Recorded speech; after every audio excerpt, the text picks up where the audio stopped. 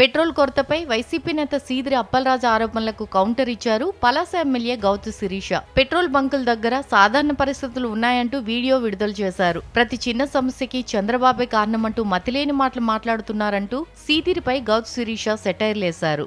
Petrol diesel ఇబ్బంది అయిపోతుంది, దానికి చంద్రబాబు నాయుడు గారే కారణమని మతిలేని మాటలు మాట్లాడుతున్న వైసీపీ నాయకులకి, ముఖ్యంగా ఈరోజు పలాసలో చాలా హైడ్రామా చేస్తున్న మాజీ పశువుల మంత్రి గారికి సమాధానం చెప్తామని పెట్రోల్ బంక్ వచ్చామండి. ఎక్కడా క్యూలు ఈరోజు పెట్రోల్ బంకుల దగ్గర కనిపించట్లేదు.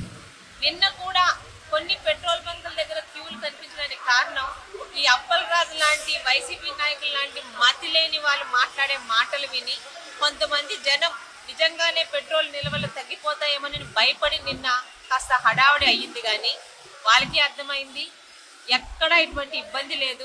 అయినా మతి లేని పార్టీ, గతి లేని నాయకులు ఉన్న వైఎస్ఆర్సీపీ పార్టీలో ఏది జరిగినా చంద్రబాబు నాయుడు గారి మీద మాట్లాడడం ఒక అలవాటు అయిపోయింది.